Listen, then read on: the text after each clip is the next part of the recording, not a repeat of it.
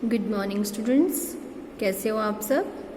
Yes listen, हम topic कर रहे थे आपके ग्रामर का टॉपिक समास, जिसका हाफ पार्ट आप कर चुके हैं, जिसमें आपने किया समास का अर्थ, समास की परिभाषा, समस्त पद, पूर्व पद, उत्तर पद, समास विग्रह और समास के भेदों के नाम आपको बताए थे। समास के 6 भेद होते हैं: अव्ययी भाव, तत्पुरुष समास, कर्मधारय समास, द्विगु समास, द्वंद्व समास और बहुव्रीहि समास।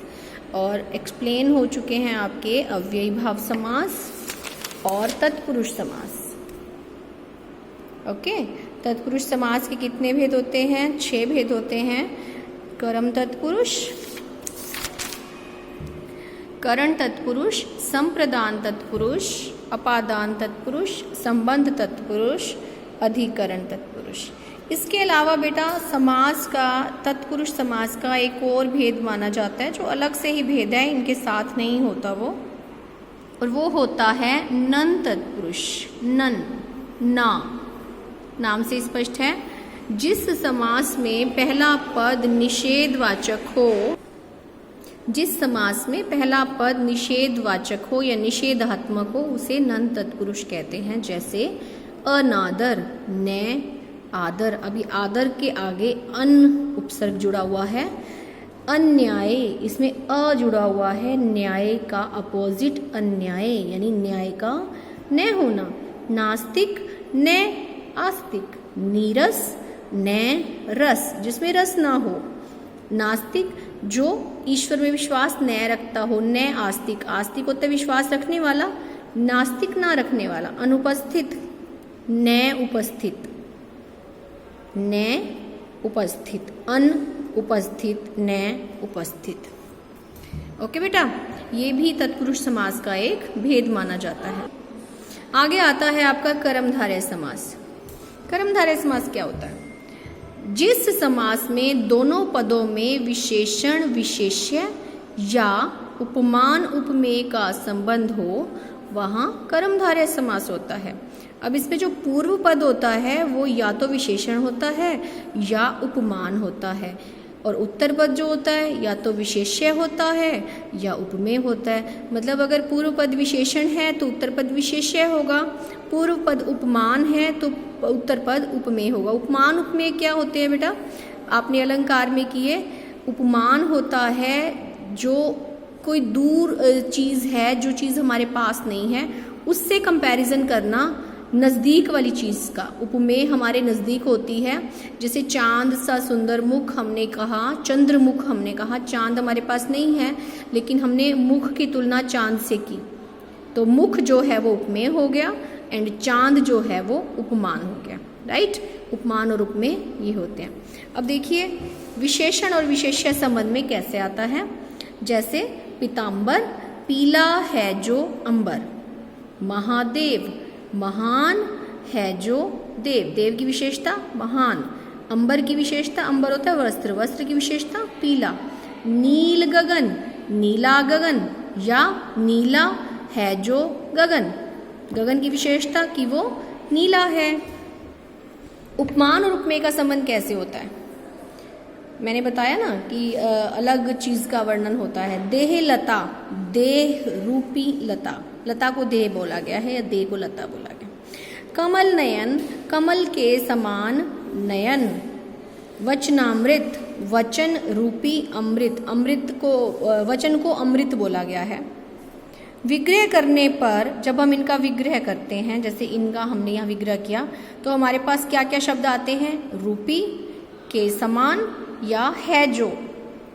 देखिए यहाँ पर है जो आया, यहाँ रूपी आया, या दे के समान, यहाँ पर हम के समान भी लगा सकते हैं। वचन रूपी अमृत या वचन अमृत के समान वचन, हम ये भी लगा सकते हैं। तो विग्रह करने पर इसमें रूपी, के समान या है जो शब्दों का प्रयोग किया जाता है। नेक्स्ट आपका आता है द्विगु समास। अब द्विगु समास क्या है? द्विगु समास के समस्त पदों में भी विशेषण विशेष्य का संबंध होता है, जैसे कर्मधारय में होता है।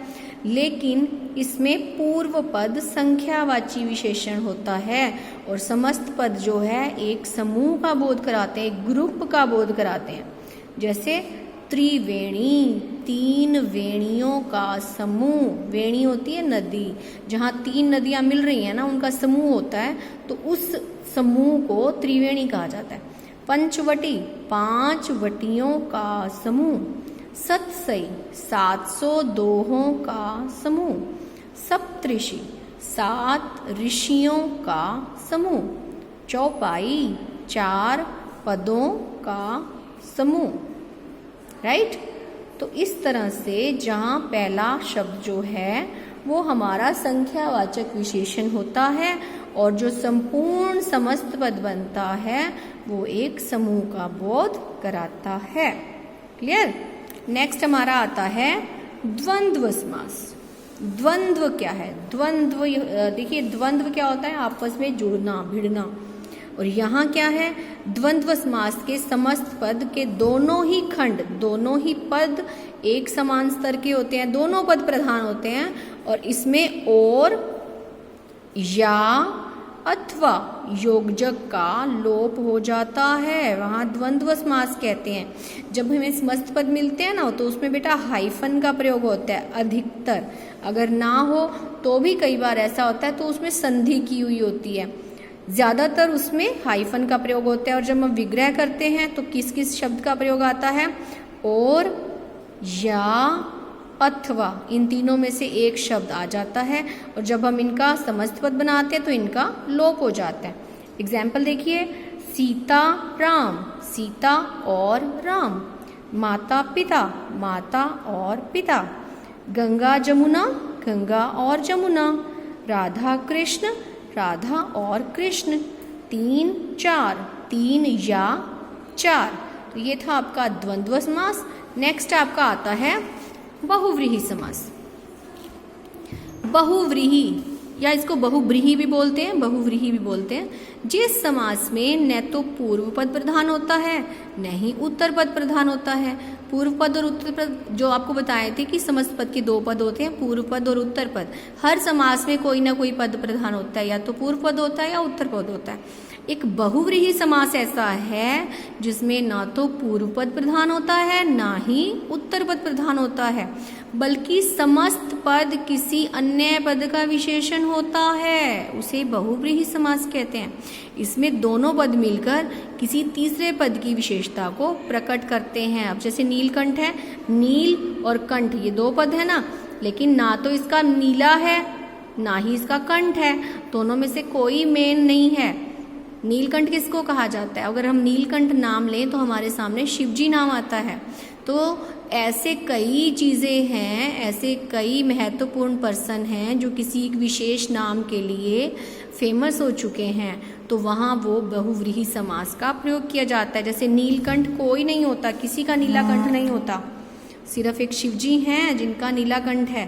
नीलकंठ, नीला है कंठ जिसका, अर्थात शिवजी। एक दंत, एक दांत किसका होता है? गणेश का। एक है दांत जिसका, अर्थात श्री गणेश। त्रिनेत्र, 3 आंखें किसकी होती हैं? शिवजी की। यस, 3 है नेत्र जिसके? शिवजी। घनश्याम, घनश्याम किसको बोला जाता है? श्री कृष्ण को बोला जाता है। घन के समान श्याम है जो, श्याम यानी सांवला, जैसे बादल सांवले हैं वैसे ही वो सांवला है। कौन है? श्री कृष्ण। ऐसा ही एक और उदाहरण है दशानन। अब 10 हैं आनंद जिसके, किसके 10 सिर होते हैं? राइट, रावण के। रावण के 10 सिर होते हैं, तो वो रावण के लिए फेमस है दशानन, यानी कि बहुव्रीहि समास। अब आपके समास हो गए, लेकिन एक और चीज रह गई है, हमें अंतर पता होना चाहिए कि हम पहचाने कैसे इनको। कुछ समासों में कई बार कंफ्यूजन हो जाती है, जैसे कर्मधारय और द्विगु समास, दोनों में ही विशेषण विशेष्य का संबंध होता है समस्त पदों में। फिर अंतर क्या है? दोनों समासों के समस्त पदों में विशेषण और विशेष्य का संबंध होता है। अंतर यह है कि कर्मधारय समास के समस्त पदों का पहला पद गुणवाचक विशेषण होता है, परंतु द्विगु समास में पहला पद संख्यावाची विशेषण होता है और दूसरा पद विशेष्य होता है। क्लियर हुआ बेटा? कर्मधारय समास में पहला पद गुणवाचक विशेषण होता है और दूसरा पद विशेष्य है, और द्विगु समास में पहला पद संख्यावाची विशेषण होता है और दूसरा पद विशेष्य। राइट? ऐसे ही और समास हैं द्विगु और बहुव्रीहि समास। इसमें क्या अंतर है? द्विगु समास और बहुव्रीहि समास में क्या अंतर है? द्विगु समास में समस्त पद का प्रथम पद संख्यावाची विशेषण होता है, ये हमने किया अभी, और द्वितीय पद जो है वो विशेषण होता है, विशेष्य होता है, सॉरी विशेष्य होता है। बहुव्रीहि समास में दोनों पद मिलकर किसी अन्य पद की प्रधानता को प्रकट करते हैं। अब इसमें द्विगु समास में पहला पद संख्यावाची होता है, दूसरा पद विशेष्य होता है, लेकिन बहुव्रीहि समास में दोनों पद प्रधान नहीं होते, ना पहला ना दूसरा। इसमें दोनों पद मिलकर अन्य पद की प्रधानता प्रकट करते हैं और समस्त पद जो है एक विशेषण का कार्य करता है। कुछ ऐसे उदाहरण हैं जिन्हें दोनों समासों के अंतर्गत रखा जाता है, तो आप जिसके अकॉर्डिंग विग्रह करेंगे उसी समास का नाम पीछे लिखेंगे। जैसे त्रिनेत्र, इसका विग्रह हम ऐसे भी कर सकते हैं तीन नेत्रों का समूह, क्योंकि पहला पद संख्यावाची है। तीन नेत्र यानी त्रिनेत्र, तीन नेत्रों का समूह। तो अगर हम तीन नेत्रों का समूह करते हैं तो ये समास आएगा द्विगु। वैसे त्रिनेत्र किसको बोला जाता है? शिव जी को। तो अगर हम इस तरह से विग्रह करते हैं, तीन नेत्र हैं जिसके, अर्थात शिव जी, तो हम इसका नाम क्या लिखेंगे? बहुव्रीहि। तो जिस प्रकार का आपका विग्रह होगा वही समास का नाम आप पीछे लिखेंगे। एक और एग्जाम्पल देखिए बेटा, चतुर्भुज। चतुर्भुज, अब चतुर यानी चार भुजाएं, चतुर्भुज चार भुजाओं का समूह, आपकी स्क्वायर होती है जो, उसको हम चतुर्भुज बोलते हैं। चार भुजाओं का समूह यानी द्विगु समास। चार भुजाएं हैं जिसकी, अर्थात विष्णु, विष्णु को भी चतुर्भुज बोला जाता है। अगर हम चार भुजाएं हैं जिसकी विशेष इसका विग्रह करते हैं तो नाम लिखेंगे बहुव्रीहि। क्लियर हुआ? एक और समास है कर्मधारय और बहुव्रीहि। इसमें क्या अंतर है? कर्मधारय समास में समस्त पदों में विशेषण और विशेष्य का संबंध होता है, परंतु बहुव्रीहि समास में दोनों पद मिलकर किसी तीसरे पद की विशेषता को प्रकट करते हैं।